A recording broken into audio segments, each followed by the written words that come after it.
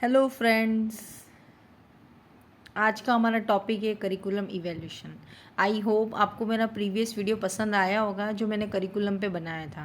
ठीक है, करिकुलम वाला टॉपिक बहुत इंपॉर्टेंट है, इसलिए मैं चाहती हूँ कि मैं सारे टॉपिक आपके करिकुलम से रिलेटेड कवर कर लूँ, है ना। तो अभी हम देखेंगे curriculum evaluation.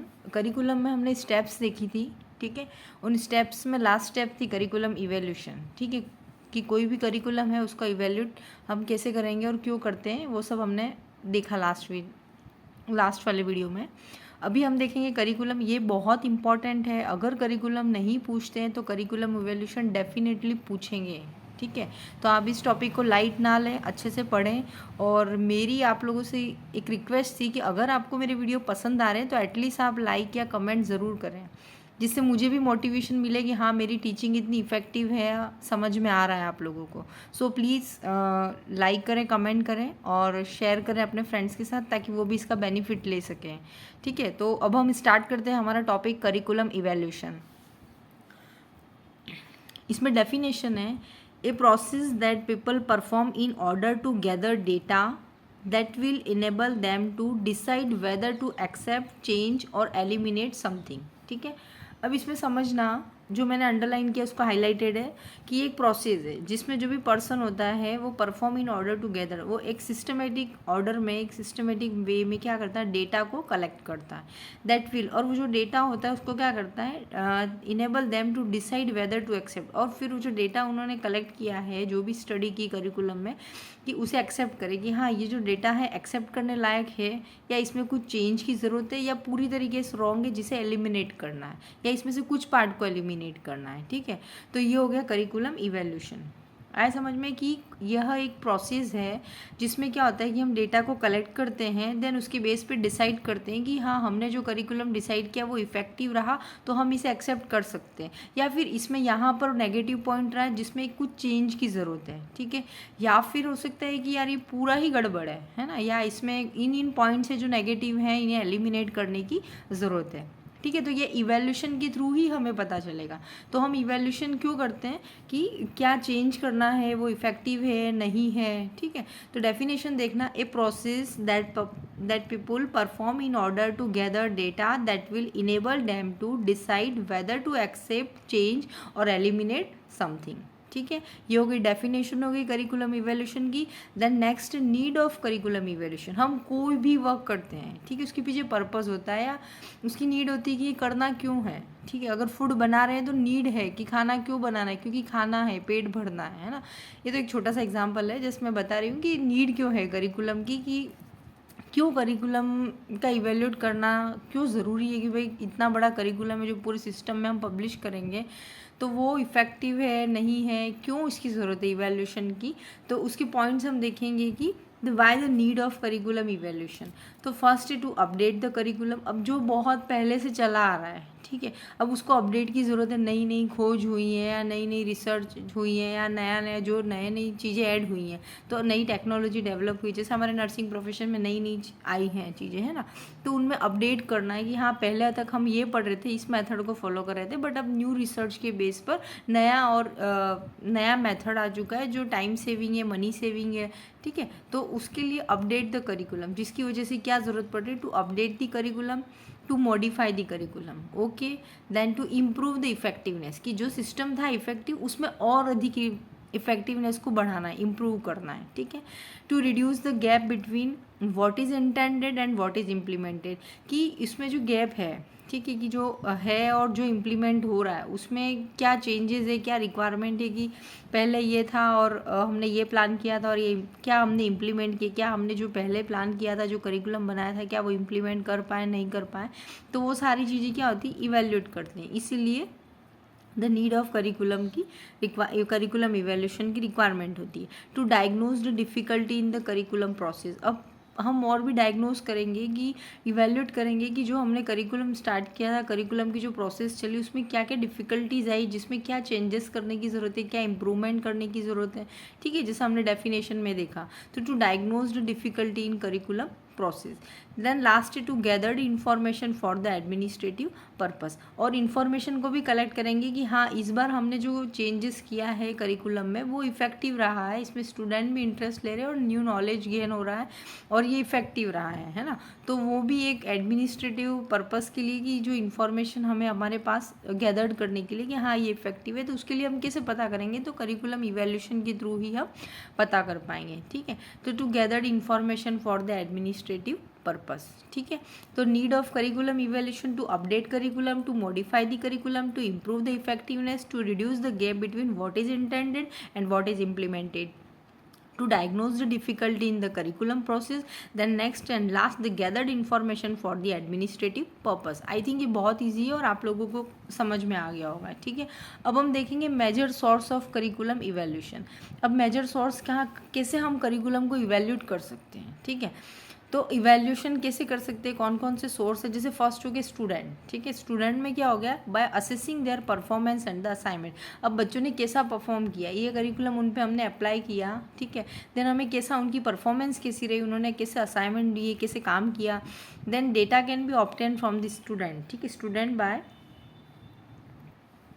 Applying some research tool like questionnaire and the opinion. अब स्टूडेंट की परफॉर्मेंस देखिए और उसको भी हमने कैसे डेटा को स्टूडेंट से भी हमने कैसे कलेक्ट किया, जैसे कोई रिसर्च टूल बना लिया, जैसे क्वेश्चनर बना लिया, या उनका ओपिनियन कोई क्वेश्चंस दे दिए कि आपका क्या ओपिनियन है, क्या सजेशन है. ठीक है, तो उसकी बेस पे हमने स्टूडेंट से भी हमने क्या किया, करिकुलम को इवैल्यूएट किया. देन सेकेंड है टीचर. अब टीचर में क्या होगा, जैसे the valuable agent of the curriculum evaluation, they give valuable information regarding the implementation of the curriculum. ठीक है, अब जो टीचर होता है वो भी तो पढ़ा रहा है, उसी करिकुलम को लेके बच्चों को स्टडी पढ़ा रहा है, तो उन टीचर का भी तो एक रिव्यू है कि हाँ इसमें स्टूडेंट को इंटरेस्ट आ रहा है या नहीं आ रहा है, या इसमें टीचर स्टूडेंट ज़्यादा से ज़्यादा पार्टिसिपेट कर रहे हैं, उनको मेथड करिकुलम में जो चेंजेस किया वो अच्छा लग रहा है. तो ये हमें रिजल्ट कौन देगा, ये इवैल्यूएशन कौन देगा, तो एक टीचर ही देगा. ठीक है, देखिए ये जो नोट्स हैं आप स्क्रीनशॉट लेके या वीडियो को पॉज कर करके कंटिन्यू कर सकते हैं. I think this much is sufficient for your basic knowledge about the curriculum evaluation. ठीक है, देन आप इसको स्टडी कर लेना. पॉइंट मेन है, इस पॉइंट का बेसिक कंसेप्ट क्लियर हो गया, देन आप आगे का अपना कंटिन्यू कर सकते हैं एग्जाम में. फर्स्ट हो गया student, then second teacher, third है सब्जेक्ट एक्सपर्ट. अब सब्जेक्ट एक्सपर्ट है, दे कैन जज और tell the correct report about the curriculum. अब जैसे मैथ्स में कोई चेंजेस हो गया तो वो मैथ्स का जो एक्सपर्ट है वही बता सकता है कि इसमें माइन्यूट चेंज है, ये मिस्टेक्स है, या इसको हम करेक्ट कर सकते हैं. ठीक है, जैसे नर्सिंग है तो उसमें पूरी टीम बैठेगी, तो टीम है वो देखेगी कि हाँ ये चेंजेस इसमें ज़रूरी है, ये नर्सेज में ये और पर्सनालिटी डेवलपमेंट की रिक्वायरमेंट है, या ये एक बॉन्डिंग की इमोशनल या इंटरपर्सनल रिलेशनशिप को बिल्ड करने वाला टॉपिक है, वो ऐड करना, जो भी है वो कौन बताएगा, एक सब्जेक्ट का एक्सपर्ट है वो ही बता पाएगा. ठीक है, तो सब्जेक्ट एक्सपर्ट में कैन जज और tell the correct report about the curriculum, कि हाँ ये करिकुलम में ये नेगेटिव पॉइंट रह गया जिसे हमें ऐड करने की ज़रूरत है, ये हो गया. देन उसके बाद है करिकुलम एक्सपर्ट. अब करिकुलम एक्सपर्ट का क्या होता है कि इनका एक अपनी पूरी टीम है. करिकुलम एक्सपर्ट जो होते हैं वो क्या करते हैं, the expert apply new and modern techniques for developing a curriculum. They assist policy so that meaningful and effective curriculum can develop. अब सब्जेक्ट एक्सपर्ट ने अपना ओपिनियन दे दिया, टीचर ने दे दिया, स्टूडेंट ने, देन सब जो करिकुलम के एक्सपर्ट है जो उन्हें नॉलेज है कि करिकुलम किस बेस पे होना चाहिए, है ना, उसकी लिमिट क्या है, कैपेसिटी क्या है, वो सारी चीज़ों को ध्यान में रखते हुए क्या करते हैं कि वो नई नई टेक्नोलॉजीज़ का यूज़ करते हैं. देन न्यू मेथड्स देखते हैं कि हम और कैसे इसको करिकुलम को इफेक्टिव बना सकते हैं. तो ये सारा काम कौन करता है, करिकुलम एक्सपर्ट करते हैं. ठीक है, the curriculum expert apply new and modern techniques for developing a curriculum. They assist policy so that meaningful and effective curriculum can develop. और ये अगर वो एक्सपर्ट होगा तो वो अच्छे से इफेक्टिव करिकुलम को डेवलप कर पाएगा. Okay, then a policy maker. हाँ, पॉलिसी मेकर क्या हो गया, जैसे एजुकेशन डिपार्टमेंट में है ना, या हमारा नर्सिंग में जैसे INC हो गया, तो वो सब के उसमें क्या होता है, पॉलिसीज़ बनाई जाती है, कुछ रूल्स बनाए जाते हैं. तो पॉलिसी मेकर्स जो होते हैं वो भी क्या करते हैं, करिकुलम इवैल्यूएशन में उनका मेन रोल होता है. तो अब हम देखेंगे कैसे, जैसे दे occupy responsible position in apex bodies like central bodies. Apex मतलब टॉप बॉडीज़ होंगे, जैसे like central bodies of secondary education NCERT होते हैं. ठीक है, जैसे सेकेंडरी एजुकेशन 10th 12th में भी क्या होता है, NCERT जो होती है उसकी अपना एक वो पॉलिसीज़ बनाती है कि इतना होना चाहिए, ये होना चाहिए करिकुलम में. हेल्प टू, अब वो क्या करती है, एक सब पॉलिसी मेकर्स जो होते हैं, help to change in social scenario. help to change in social scenario like in economic, political, industry, agriculture, etc. ठीक है, और दे कैन प्रूव और effective source of information for curriculum evaluation so that relevant changes can be made. अब policy maker जो होते हैं, जो apex bodies होती है, जो सेंट्रल बॉडीज़ होती हैं, ठीक है, या जो भी टॉप लेवल की बॉडीज़ होती है, जैसे हमारा नर्सिंग के INC वगैरह हो गया, तो ये सब क्या करते हैं कि पूरी स्टडी करते हैं, कि इकोनॉमिकली स्टडी करते हैं कि हमारी कंट्री पे क्या इफेक्ट होगा, या हमारे प्रोफेशन पे इकोनॉमिकली क्या होगा, पॉलिटिकली, इंडस्ट्रिकली, देन एग्रीकल्चर, किस इफेक्ट पे क्या इफेक्ट होगा ये करिकुलम अप्लाई करने से। तो ये सारा जो होता है वो पॉलिसी मेकर्स होते हैं जो इवेल्यूएट करते हैं कि जो करिकुलम बनाया गया है वो किस किस बैकग्राउंड में कितना इफेक्टिव होगा या नहीं होगा। देन नेक्स्ट है community. Curriculum revised on the basis of need and requirement of the community. और कम्युनिटी है, ठीक है, तो कम्युनिटी की जो नीड है, उसकी रिक्वायरमेंट्स क्या है, तो उसको भी ध्यान में रखते हुए तो क्या होता है, करिकुलम को इवेल्यूएट किया जाता है कि हाँ ये कम्युनिटी के लिए बेनिफिशियल है और नहीं है। ठीक है, तो ये सारे क्या थे हमारे करिकुलम इवेल्यूशन में। और भी हैं जैसे ड्रॉप आउट स्टूडेंट। अब drop out student, this student can pin point the curriculum factor that might have been responsible for their withdrawal from course। अब क्या हो गया ड्रॉप आउट स्टूडेंट की, ये स्टूडेंट ने स्टडी क्यों छोड़ दी, क्यों स्टडी कंटिन्यू नहीं की, क्या रीज़न है, क्या करिकुलम इफेक्टिव नहीं था, या जो करिकुलम सेट किया गया वो क्या बहुत ज़्यादा टफ है या उनके लेवल का नहीं है। तो जो ड्रॉप आउट स्टूडेंट है उनसे भी हम करिकुलम को इवेल्यूएट कर सकते हैं। This feedback help in modify और इम्प्रूविंग द करिकुलम, कि वही हो गया कि हाँ ये करिकुलम रियल में बहुत ज़्यादा टफ पड़ रहा था जिसकी वजह से स्टूडेंट ने बैक कर लिया स्टडी से, है ना। तो उस रीज़न से उसको इवेल्यूएट करने के बाद क्या कर सकते हैं हम, करिकुलम को मॉडिफाई और improve the curriculum. Improve curriculum में कुछ चेंजेस कर सकते हैं, मॉडिफाई कर सकते हैं और इम्प्रूव कर सकते हैं। तो किसके बेस पे, जैसे ड्रॉप आउट स्टूडेंट को भी हम स्टडी करेंगे। Then employer and the entrepreneur. अब इसमें क्या होता है, the provide information about the strength and weakness of a particular curriculum. अब जो एम्प्लॉयर हैं, जैसे एम्प्लॉयर और एंटरप्रेन्योर हैं, वो क्या करती है, information strength and weakness of, अब वो बताते हैं कि यार ये इसकी स्ट्रेंथ है, ये इसकी बहुत अच्छी बात है, और ये क्या इसकी वीकनेस है, इस करिकुलम में ये कमी रह गई और ये बहुत अच्छी बात है ऐड की। तो ये भी पॉइंट्स है जो क्या करते हैं करिकुलम को इवेल्यूएट करने में हेल्प करते हैं। अब हम एक छोटा सा एक मॉडल देखेंगे। देखिए आप एग्जाम में सब लिखेंगे, बट अगर आप ये थोड़ा सा ड्रॉ कर लेंगे तो बहुत अच्छा इफेक्टिव रहेगा समझने के लिए, आपके लिए भी और एग्जामिनर के लिए भी, कि हाँ इसे एक अच्छा प्रेजेंटेशन में अच्छा लगेगा। और देखो क्या होता है, जैसे micro level evaluation of each subject of the curriculum. अब इसमें हम देखेंगे कि माइक्रो मतलब बारीकी से हम क्या करिकुलम को इवेल्यूएट कर रहे हैं, ठीक है। तो उसमें जैसे दो लेवल हो गए, जैसे एक तो जजमेंटल और दूसरा हो गया ऑब्जर्वेशन। एक हम जजमेंट करेंगे, दूसरा हम उसको ऑब्जर्व करेंगे। तो जजमेंट जैसे टीचर ने बताया, स्टूडेंट ने बताया, सब्जेक्ट एक्सपर्ट ने, जो भी हमने पीछे स्टडी किया है, ठीक है।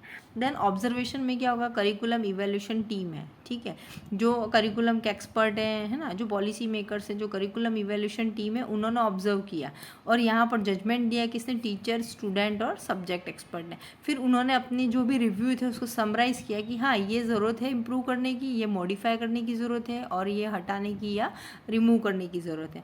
फिर वो समराइज़ किया, देन रिकमेंडेशन दिया कि आपने जो ऐड किया है इसमें थोड़ा सा और मॉडिफिकेशन की ज़रूरत है। फाइनलाइज्ड एक वो रिजल्ट बाहर आउट करते हैं, ठीक है। तो ये माइक्रो लेवल इवेल्यूशन हो गया। Evaluation of each subject of curriculum that by the judgement और by the observation. In judgement there will be teacher, student and the subject expert, and in observation by the curriculum evaluation team. They summarise, then after recommend the need of changes in the curriculum, ठीक है। Then हम देखेंगे steps of curriculum evaluation. देखिए ये बहुत ही अच्छा topic है, बहुत इजी है, इम्पॉर्टेंट भी है करिकुलम में। स्टेप्स ऑफ करिकुलम इवेल्यूशन, इसमें क्या है, आइडेंटिफाई प्राइमरी ऑडियंस, ठीक है। स्टेप्स क्या क्या, पहले हम प्राइमरी ऑडियंस है जैसे टीचर, स्टूडेंट एंड स्पेशलाइज्ड, वही जो अभी हमने सब्जेक्ट एक्सपर्ट देखे थे, उन्हें हम क्या करेंगे, आइडेंटिफाई ऑडियंस का पता लगाएंगे। देन आइडेंटिफाई क्रिटिकल इश्यूज़ और प्रॉब्लम, फिर हम पता लगाएंगे, उनसे बात करेंगे कि इश्यूज़ क्या आ रही, प्रॉब्लम्स क्या आ रही है। देन आइडेंटिफाई डेटा सोर्स, और कौन कौन से डेटा सोर्स हैं जहाँ से हम डेटा कलेक्ट कर सकते हैं, कहाँ से हमें और मिल सकती है इन्फॉर्मेशन, तो उस डेटा सोर्स को हम क्या करेंगे, आइडेंटिफाई करेंगे। देन नेक्स्ट है identify techniques for collecting data, ठीक है। अब कौन कौन सी टेक्निक्स हैं उसके बारे में हम क्या करेंगे, पता करें।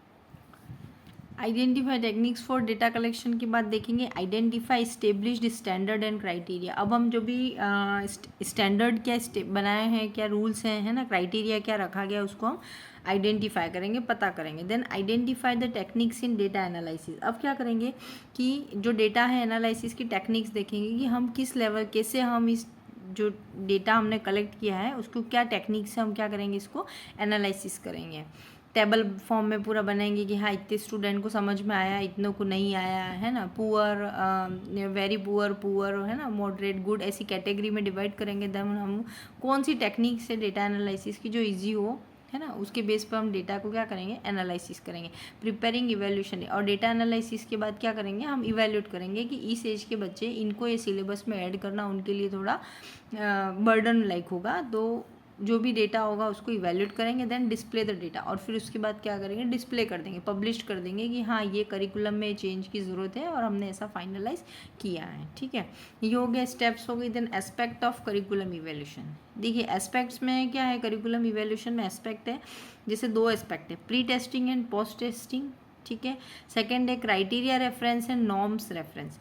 अब प्री टेस्टिंग, पोस्ट टेस्टिंग, जैसे नाम से समझ में आ रहा है, प्री टेस्टिंग मतलब बिफोर अप्लाइंग करिकुलम, अभी हमने करिकुलम को अप्लाई नहीं किया है, जस्ट अभी हम टेस्ट कर रहे हैं कि हाँ ये इफेक्टिव होगा या नहीं होगा, इसलिए उसे हमने क्या नाम दिया, pre testing. Then post testing, अब इसमें क्या होगा, आफ्टर अप्लाइंग करिकुलम, करिकुलम को अप्लाई कर दिया, देन उसके बाद रिजल्ट देखा कि स्टूडेंट कितना स्कोर कर पा रहे हैं या उसको कितना आउटपुट आ रहा है, तो हाउ मच करिकुलम इज, जिससे हमें आइडिया लग जाएगा कि करिकुलम कितना इफेक्टिव रहा है नहीं रहा है। तो ये प्री टेस्टिंग हो गया, सेकेंड हो गया पोस्ट टेस्टिंग। ठीक है, देन नेक्स्ट है क्राइटेरिया रेफरेंस एंड दूसरा है एंड नॉर्म्स रेफरेंस टेस्टिंग। ठीक है, criteria reference and norms reference testing में है, जैसे फर्स्ट है based on a fix criteria, एक क्राइटेरिया फिक्स कर दिया है कि स्टूडेंट नीड 40, एग्जाम्पल हम देखते हैं, student need 40% marks to pass exam if reached. ठीक है, अब अगर उसको यहाँ पहुँचना है, या अगर मान लो उसको क्या है, जैसे क्राइटेरिया फिक्स किया कि अगर आप बीएससी नर्सिंग करनी है तो साइंस बायो होना आपका 12th में ज़रूरी है, तो एक क्राइटेरिया फिक्स कर दिया, या अगर आपको नेक्स्ट क्लास में जाना है तो आपको 40% मार्क्स लाना ज़रूरी है, तो ये हो गया क्राइटेरिया। अगर बच्चे यहाँ तक ला पा रहे हैं, स्कोर कर रहे हैं, इट मीन्स करिकुलम क्या है, इफेक्टिव है। या कोई भी नहीं कर पा रहा, इट मीन्स क्या हो रहा है, करिकुलम में चेंजेस की रिक्वायरमेंट है। ठीक है, अब ये हो गया क्राइटेरिया रेफरेंस। देन नेक्स्ट है नॉर्म्स रेफरेंस। ठीक है, टेस्टिंग, अब ये based on norms to set the curriculum, और कुछ नॉर्म्स बना दिए, कुछ रूल्स बना दिए, है ना, तो उसके बेस पे जो करिकुलम डिसाइड किया गया कि हाँ अभी ये नॉर्म्स है कि फर्स्ट ईयर में आपको फंडामेंटल पढ़ाना ही पढ़ाना है, उसको आप बाद में नहीं ले सकते, ऐसे कुछ भी रूल्स बना दिए गए, है ना, पहले फंडामेंटल सिखाएंगे, प्रिंसिपल सिखाएंगे, तो ये नॉर्म्स है कि हाँ इसके अकॉर्डिंग ही चलना है आपको। ठीक है, देन उसके बाद है methods and techniques of curriculum evaluation. अब ये हम देखेंगे मेथड्स और टेक्निक्स ऑफ करिकुलम इवैल्यूएशन कौन कौन सी है। जैसे फर्स्ट हो गया मेथड है डिस्कशन, हो गया डिस्कशन मेथड हो गया, दूसरा है एक्सपेरिमेंट। ठीक है, डिस्कशन के थ्रू पता चल जाएगा कि करिकुलम इवैल्यूएट है, एक्सपेरिमेंट्स करके देख लेंगे, इंटरव्यू लेंगे, ऑब्जर्वेशन, क्वेश्चनएयर, ठीक है, जिसमें सारे क्वेश्चंस की लिस्ट होगी, उसमें उन्हें आंसर करना है। देन प्रैक्टिकल परफॉर्मेंस, अच्छे से परफॉर्म कर पा रहे हैं नहीं कर पा रहे हैं, या एनेक्डोटल रिकॉर्ड। अब इसमें क्या है, जैसे growth and development record of child active, अब हम बच्चे की ग्रोथ डेवलपमेंट कर रहे हैं कि हाँ ये हमने केयर दी या ये दी, तो इससे बच्चे का ग्रोथ कितना इंप्रूव और एक्टिविटी हो रही कितना इंप्रूव हो रहा है, तो वो सारा क्या हो रहा है कि मेथड है जिसे हम इवैल्यूएट कर सकते हैं कि हाँ बच्चे को दिया तो उसका कितना डेवलपमेंट हो रहा है, मेंटली फिजिकली जो भी है ना। तो ये हो गया ना, तो ये था method and techniques of curriculum evaluation, discussion, experiment, interview, observation, questionnaire, practical performance and the anecdotal record. Friends, हमारा ये टॉपिक करिकुलम इवैल्यूएशन वाला ऑलमोस्ट कंप्लीट हो गया है, बट इसमें सबसे इंपॉर्टेंट है टाइप्स ऑफ करिकुलम इवैल्यूएशन। ये एग्जाम में पूछते हैं difference between formative evaluation and summative evaluation. ये पूरा मैंने एक चार्ट फॉर्म में प्रिपेयर किया आपको ईजी अंडरस्टैंडिंग के लिए। देन अगर आपको मेरे वीडियो अच्छे लग रहे हो तो आप चैनल को लाइक करना, सब्सक्राइब करना, मेरे वीडियोस पसंद आते हैं तो लाइक करना, ठीक है, और अपने फ्रेंड्स के साथ शेयर करना। मुझे बार बार ये बोलना अच्छा नहीं लगता, अगर आपको अच्छे लग रहे हैं तो आप लाइक ज़रूर करें। Thank you.